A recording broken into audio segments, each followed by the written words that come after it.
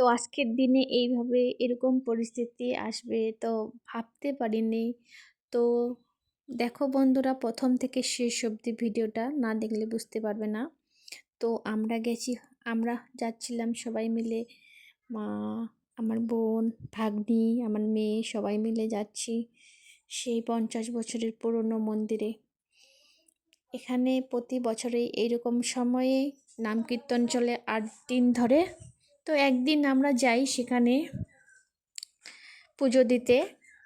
এক প্রতিদিন তো যাওয়া সম্ভব না।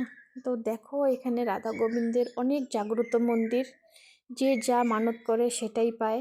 তাই হয়তো এত সুন্দর, প্রতি বছর সেজে ওঠে, কি বলবো। আর তোমরা না দেখলে বিশ্বাসই করবে না। তো এখানে রাধা গোবিন্দের কাছে যা চায় তাই পায়। আর এখানে মেন হচ্ছে, এখানে গোপাল সবাই চায়, যাদের গোপাল দরকার। তো গোপাল পরিবর্তে সেখানে একটা গোপাল দেয়। তারপরে আমার মেয়ে তিলক পরে নিল, তার সাথে তো আমরাও পরে নিলাম অবশ্যই। তারপরে সবাই বসে এখানে নাম কীর্তন শুনতেছে। সেই সাথে ওই সময় তখন একটু পরেই ঠাকুরকে ভোগ দিল। তো আমরা এখানে বসেছিলাম, ওই সময় আমার মেয়ে ঘুমিয়ে গেছে। তারপরে ভোগ দেওয়া হয়ে গেছে, তারপরে আমি গেলাম একটু ঠাকুর দর্শন নিতে আবার। তো চন্নমিত নিলাম, মেয়েকে খাওয়ালাম, আমি খেলাম। এটা তো করতেই হবে, তাই না বন্ধুরা?